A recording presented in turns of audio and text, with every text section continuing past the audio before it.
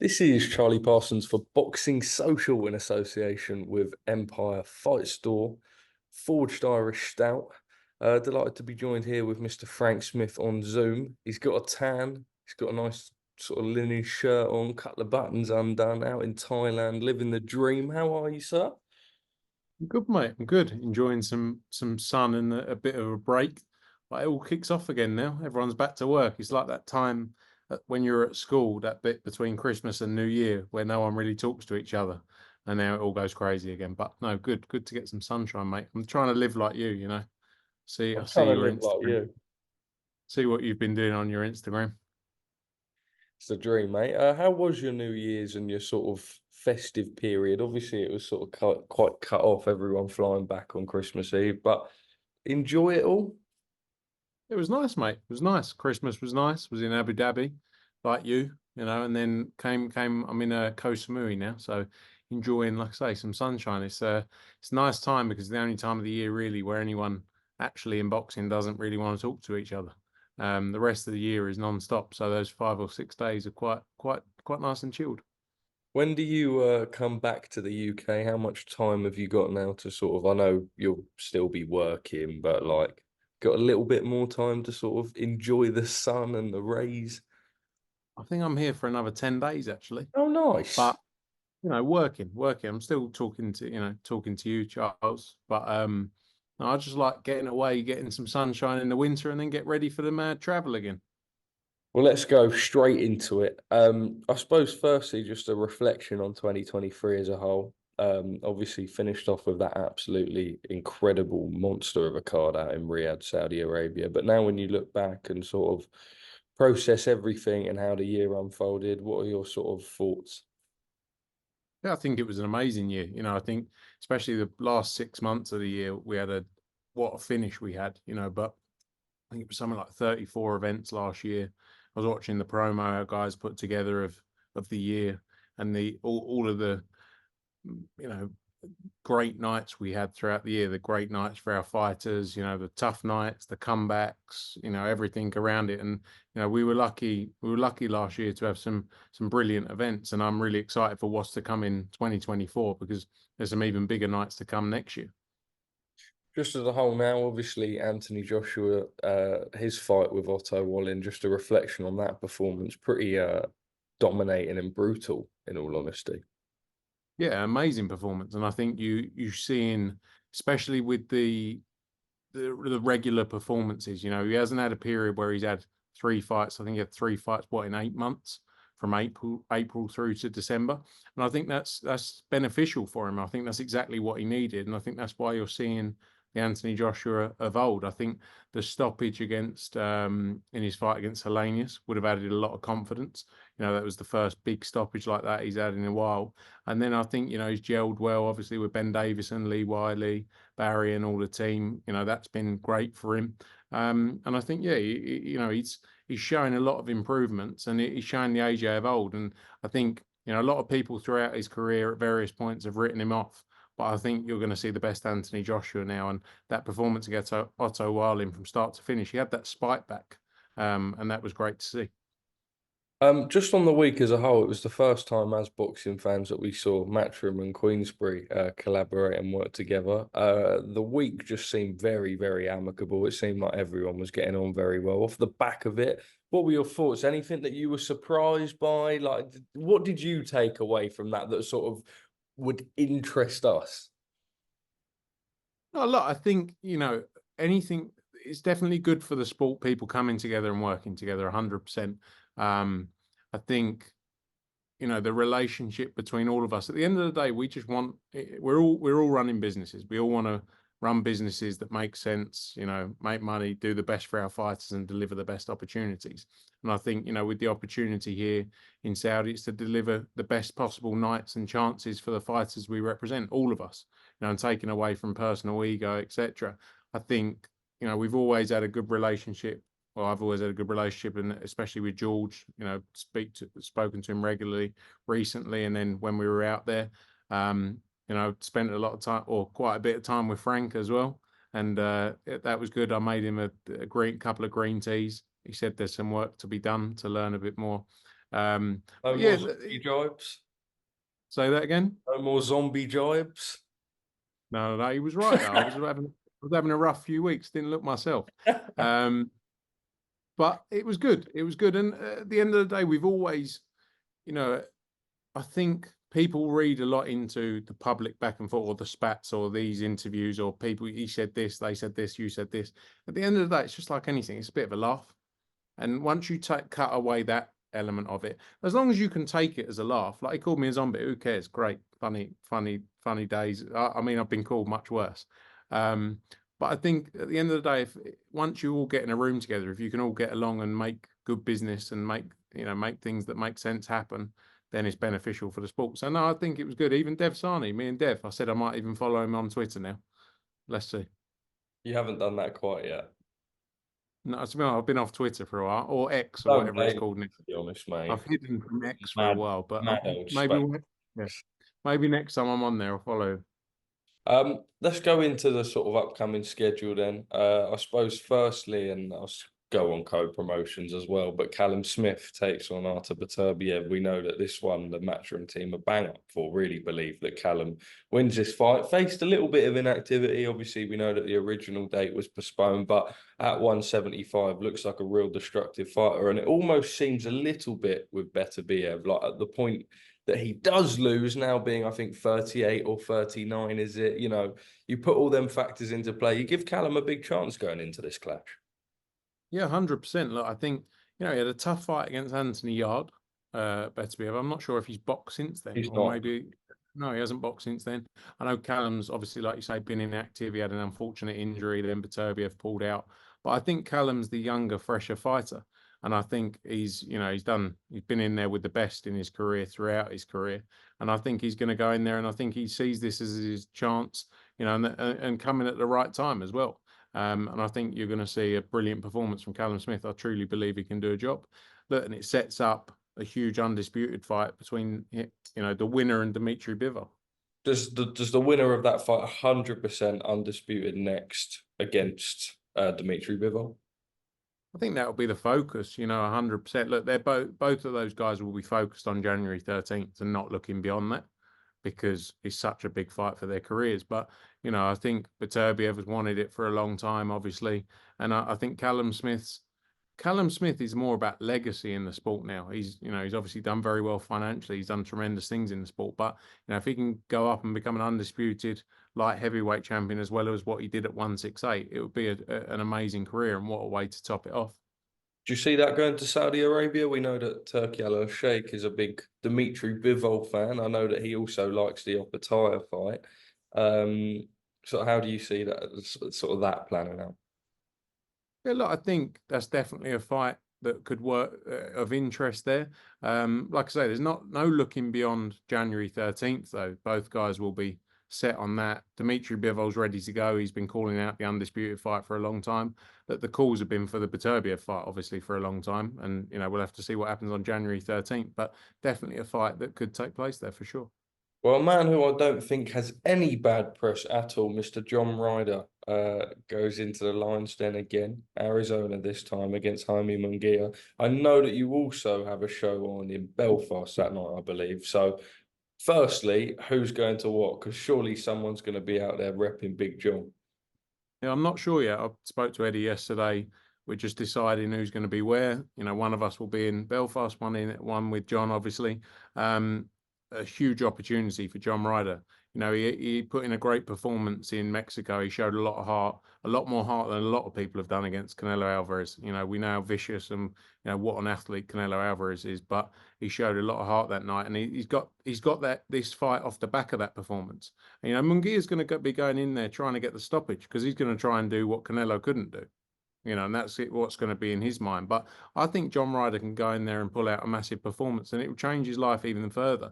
When you look back to John Ryder 10 years ago, when he was fighting Billy Joe Saunders, for example, and lost against Billy Joe Saunders, to think where he is now, coming off the back of that performance against Canelo Alvarez, and now against Jaime Munguia, which could set him up into massive fights in the 168 division. It's amazing to see, and couldn't actually happen to a nicer bloke as well, because John Ryder is honestly one of the best guys in boxing. How do you favour John's chances in that? A lot of people picking him for the well, I want to say upset, but I don't know whether it really sort of seems it. Munguia a bit hit and miss, questionable performance last time out against Derevyanchenko. Got a real chance in that one. I think so. 100%. I think so. I think you could argue, but like there in the Derevenchenko fight, Munguia struggled in that fight. And I think John Ryder's tough. He needs to start early, John Ryder. Sometimes in his fights, he doesn't start early enough. But I think, he knows what's at stake in this fight. He knows what he needs to go and do. And, I don't think really Munguia's been in with the highest level of opponents throughout his career. I think Derevenchenko is probably one of the toughest tests he's had, and it showed. And I think John Ryder's been in there with the best. I think you're going to see I honestly think you're going to see what people perceive to be an upset on Jan 27th there. Crocker Felix, obviously on the same night, working with Conlan Boxing. Quite refreshing to see. Obviously, we saw how successful the last show was, and sort of just moving forward into that one. We know that there's a lot of talent over in that sort of territory, and a sort of nice. I know you've been there before, but like another mini expansion back sort of within those territories. Yeah, look, Belfast has always delivered us massive nights, amazing shows throughout the years for the last 10, 12 years since we've been back full time into boxing. I think the atmosphere for that show we did in December was amazing. Obviously, didn't go Michael Conlan's way that night, but we, sort of unearthed some stars for the future of Belfast boxing. And Lewis Crocker, I think, was, in a tremendous fight that night. McKenna put up a great fight, but I think, he's got huge opportunity. He wants to take on anyone in the division. Jose Felix, we saw his fight against Gary Cully and what he can do. I think we're in for a great fight there. You've obviously got Paddy Donovan on the card as well. Chev Clark against Tommy McCarthy is a brilliant fight as well. So stacked card there, and good to be back in Belfast so quickly.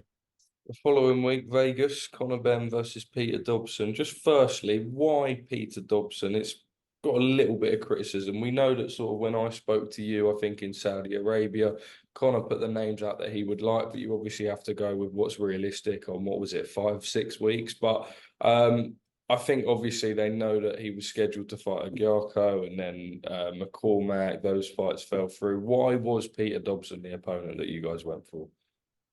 I think he's 16-0 undefeated. I think he's going to go in there and give it all his all. I think he's going to talk it up, which is always going to be interesting in a Conor Benn fight. And I think, Conor Benn's been very inactive as well. He's had one fight in 18 months, maybe 16 months, something like that, probably from April to September. So he's been inactive, and I think he's the right type of opponent. I think some of the names that were being spoken about probably wouldn't have been wise fights to go straight into, is the reality at that division. We all know we had our eyes we wanted to make the Eubank fight, and I still believe it can happen in the future. We've done so much talking about it. Let's not talk about it. Sorry, I we're going think to talk about it. I think Dobson. Look, I think Dobson's going to be a good opponent for him in the type of fight he needs. On Chris Eubank Jr., I suppose it was just the week before Saudi Arabia that we sort of found out that that wouldn't be the fight. Eddie said that he still believes that that fight happens in 2024. When I spoke to Conor, he said the fight is completely dead. Just on your side, I know that sort of you can get a bit emotional in the moment and change your opinions on things. If I said to you, does that fight happen this year? Would you say so? And why couldn't you get it over the line for Feb? I hope it happens this year. I've done so much talking about it. We've all done so much talking about it, and you say things, and then people complain that you say things. So I hope it happens this year.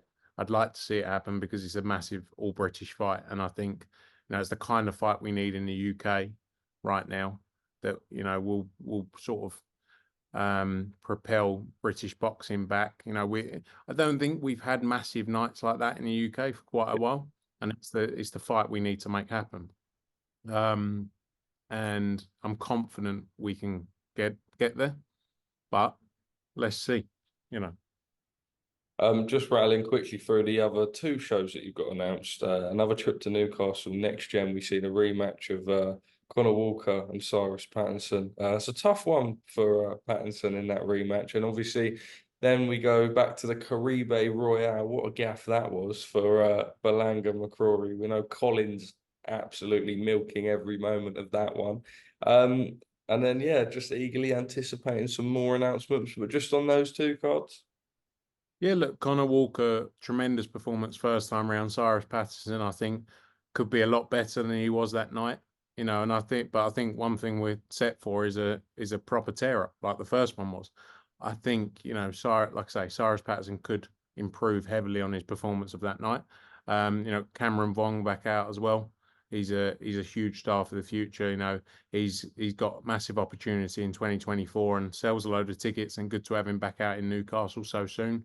Got Mexico in between on Feb 16, the Curiel Non-Shishinga rematch. Look, that fight, when Non-Shishinga won the belt originally in Mexico, that was one of the best fights I've ever seen. He obviously defended in South Africa, and then the fight in Monaco didn't go his way.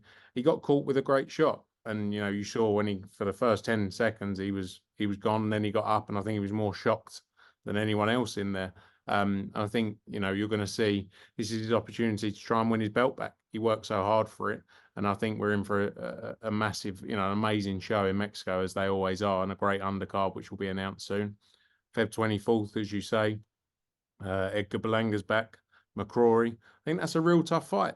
It's going to be a hard fight for Edgar Berlanga, but again, it's the kind of fight he needs if he's going to then push himself into the position to fight these big fights at 168. He needs a tough test.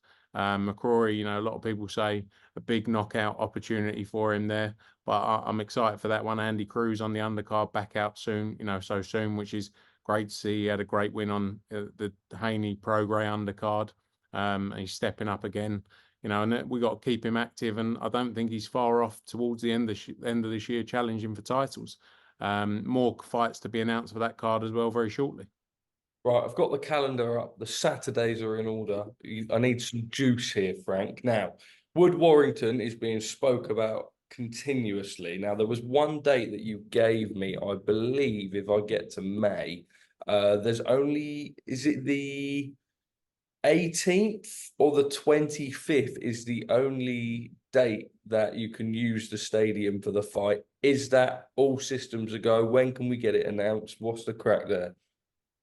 18th of May, you're correct. They've got, I think, Take That's on, some band or something I've heard of. You heard of them? I have heard of Take That. Take That are playing, I think it's Take That, are performing on the 25th. 18th is the free weekend. The 1st of June is the Champions League final, which you can't do. And then the 8th of June, they take the pitch up. So the 18th is the date we're looking at. I'm waiting for some feedback from the football club. I've messaged him, obviously, with the holiday period. Slows down a bit, but hoping for some updates this week on that. Still, the focus for us is to make that fight happen. A bit of work to be done, but that is still the focus.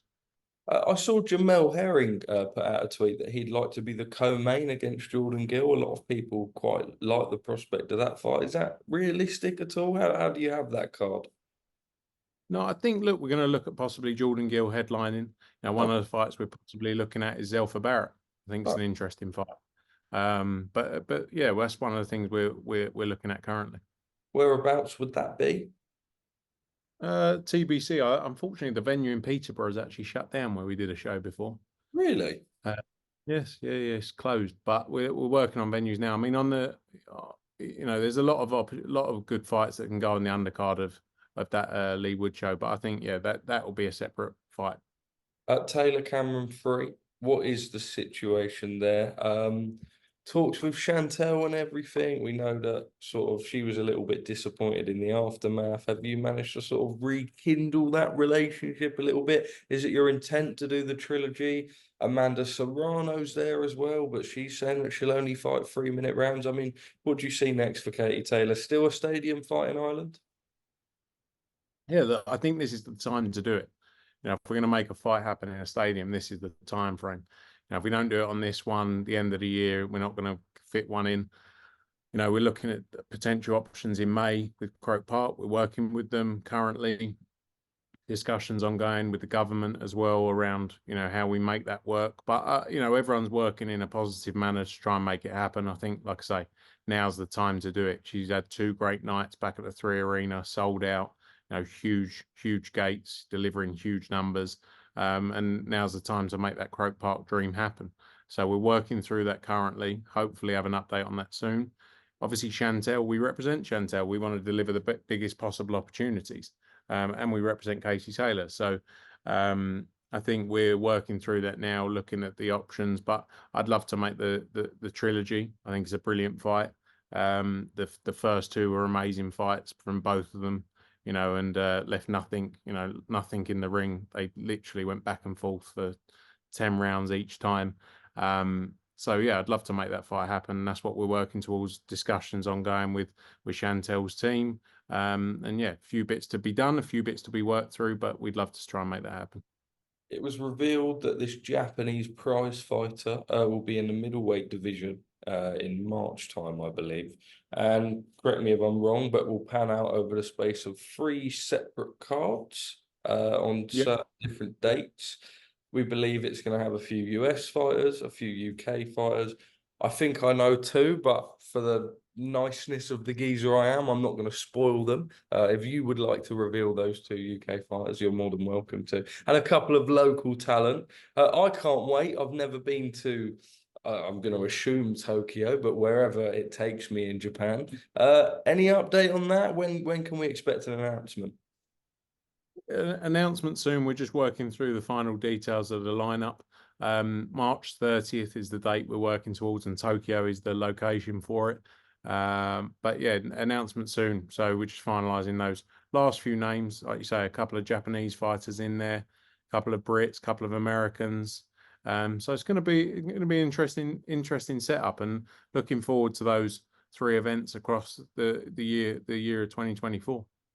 All right, Frank. Anthony Joshua then. It's been revealed that talks are underway, or sort of it's been proposed for potential Francis Ngannou bout on the March 16th card. Just firstly, we saw Deontay Wilder take that loss to Joseph Parker. When he lost, we know it was signed and you were waiting to announce it and everything, but there was sort of still a little bit of speculation online. Turkey put the photo up of Joshua and Wilder together. That fight definitely dead in the water for now. Nothing's ever dead. Again, we do so much talking about the heavyweight division and fights. It's easier to let things play out and see where they fall. Look, there's so many. I think AJ coming off the back of that performance really puts himself back in the position of in the top 3 heavyweights. You've obviously got Usyk, Fury, and I think AJ wants, towards the end of next year, that should be the focus. Fighting one of those or the early part of the following year, depending on where things fall. But there's big fights out there to be made. I think it'll be interesting to see what Deontay Wilder does. He says he's still got a lot left to give. I think it was a tremendous performance from Joseph Parker. Showed that he didn't stop coming forward. Against the biggest puncher in the division. So yeah, amazing win for Joseph Parker, and he's another one who really deserves it. A bit like what we say about John Ryder. Joseph Parker's one of those characters that deserves the best times in the sport because he works so hard and he's a nice bloke. So, but I think let's see what happens with Deontay as well. Whether he decides he wants to retire, carry on. He's made a lot of money in the sport. He's done a lot of great things, and that'll be the decision for him to make. And then, but there's great fights to be made for AJ. Well, we understand that Saudi Arabia, Turkey, there was so much talk. I think we were in Cancun after Tyson Fury's performance against Francis Ngannou, and Eddie came out, was very vocal, adrenaline, of course, but it was like, let's make the Ngannou fight. Talks then went a little bit quiet, but we understand that now that is the fight they want. When can we get this announced by? Do you believe this is Anthony Joshua's next fight? I'm trying to push you a bit more because I know that you never give too much away. I don't know, mate. I don't know. Oh. What? You definitely don't. Don't get involved in the big discussions. I deal with cruiserweights and below. I just get to find out at the end, mate, when things are done. But there's big fights to be made. Look, Francis Ngannou is a massive fight. He showed what he can do in the fight against Tyson Fury. But let's see. I'm excited because whoever it is, it's going to be fun, and I can't wait to find out who it is. I'm sitting here like you, Parsons. I'm excited to find out who he's going to fight. Of course you are, Frank. I suppose just rattling through a few more then. Dillian Whyte, any update on him? No, nothing further from our end. Obviously, he's got his situation he'll be dealing with his team. So, but nothing further from our end. What's the situation with Alycia Baumgardner? Because she came out and sort of released a statement claiming to prove her innocence, but not backed up by any of the sort of bodies that count, I suppose. Where are we at with that? She's still tweeting, she's still quite vocal. There's this Clarissa Shields thing that's going on, but I mean, she's undisputed, right? I'm sure there's going to be mandatories and stuff being put into place. I mean, how is this situation unfolding? When are we as fans going to get some clarity on that? We're kind of in the same position where we're waiting as well for the commission to decide the next steps. You know, a lot of the time where it was a commission, or the commission will decide whether make a view with their doping specialist as to whether there's a ban, whether there isn't, whether she's innocent, whether she's guilty. So we leave that to the commission to decide. And take the next steps. Obviously, the sanctioning bodies, as you say, Undisputed Champion, will be speaking to the commission and going through that process alongside them. But that's something we're still waiting for the answers of. Billy Joe Saunders, we know that sort of his return was going to be eyed up for that February card that was going to be Ben Eubank as co-main event. We saw quite a lot of him, I think. When was it, like September, October? Since then, things have gone a little bit quiet. Is this return still imminent at 175 and then down at 168? I mean, what are discussions like on your side? I think he's obviously been training hard, to get back in the ring. He's had a long time out of the ring now, close on 2 years maybe, by the time it comes back round. I think, he's had to do a lot of work to get back fit, and will continue to do that. I think we'll see where he is now, at the start of the year, but definitely the aim to get him out the early part of the year. So let's see, over the next few weeks, what the plans are. USA Boxing came out with a strange sort of statement allowing male boxers to transition to female regarding as long as the testosterone is below a certain level and everything. Obviously, a huge outcry. Now, we understand that we are in this sort of politically correct world now, and you have to sort of tread semi-carefully on these sort of topics. But when we're talking about two people fighting each other, we know that men naturally have higher testosterone levels and sort of I don't want to go too much into it, but are naturally stronger, let's say. It seems very unsafe. Can't see many, seen like Michaela Mayer, a lot of female champions came out, and look, as long as they don't entertain it, then the fights can't happen. But where has it come from in boxing, a sport where, it's so violent? How is this happening? What were your thoughts on it all? Yeah, look, I think obviously, like you say, a lot of female boxers have taken a stance on it, and rightly so. It's a dangerous sport as it is, and we have to make the sport as safe as possible. So, I think quite surprised with it. Look, it's different to a lot of other sports. If you're comparing this to sprinting, right, where you can't hurt someone, this is a sport where people get hurt. Unfortunately, we want to make it as safe as possible. And like you say, it's going to be down to the athletes and them making the calls. And I think, a lot of the stances they've taken, the female boxers, rightly so. And yeah, we've all got to stick to the position of making the sport as safe as possible and continue to do that. Devin Haney versus Ryan Garcia. We understand negotiations are underway. When can we expect to see that announced by things running smoothly? Yeah, look, discussions ongoing. I like the way you use anything that's in negotiation. It's like, when can it be announced? Hopeful, Frank. I'm just trying to work out the schedule just so I know how my year is going to unfold. Well, no, they will make sure it suits Thank you. Obviously your travel schedule. You've been skiing recently. Obviously, you're in Abu Dhabi or Dubai now. I know it's you've got and on. So as long as it works for you. Look, I think it's a brilliant fight. Both fighters on the zone. It should be a fight that is the most sensible fight to make.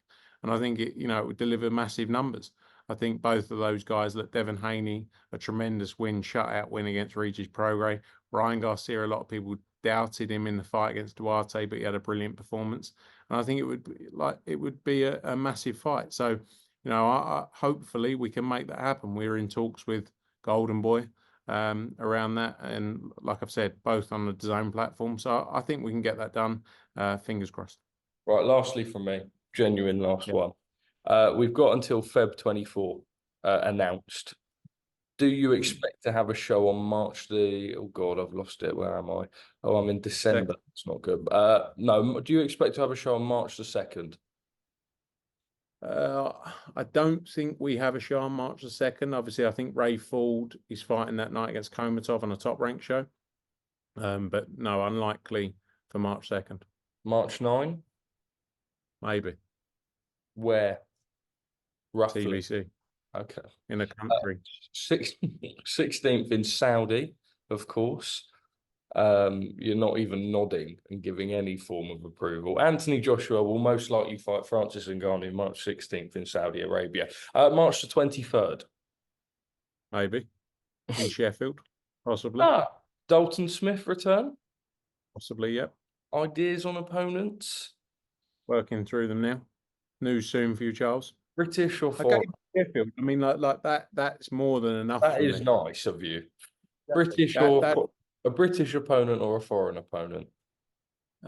Most likely foreign, honestly. Okay. There's not many British opponents left in that division that make sense for Dalton Smith. The 30th? Japan, prizefighter. Of course, big things. The 6th of April? I believe we have a show that night. I believe we have a show on April. So again, all of these are in discussion. We're all working towards. We've actually got a call later tonight to work through a few more details, but nearly every weekend. Okay, I was going to ask you the 13th, and it's popped up saying that on the 14th it is indeed Callum Saulin's birthday. I don't know why my calendar is decided to tell me that of all people. Nice of you that you've got that saved. I know. I don't know why that's come up. Frank, as always, thanks for speaking to us at Boxing Social.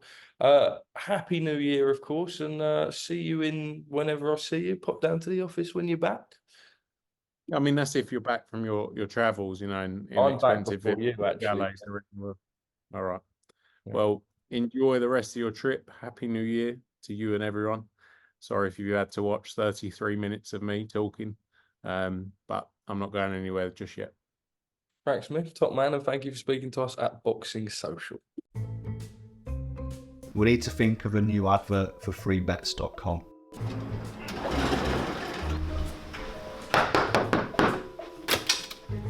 Get your best betting offers from freebets.com. Yeah, that'll do. The following deals are now live.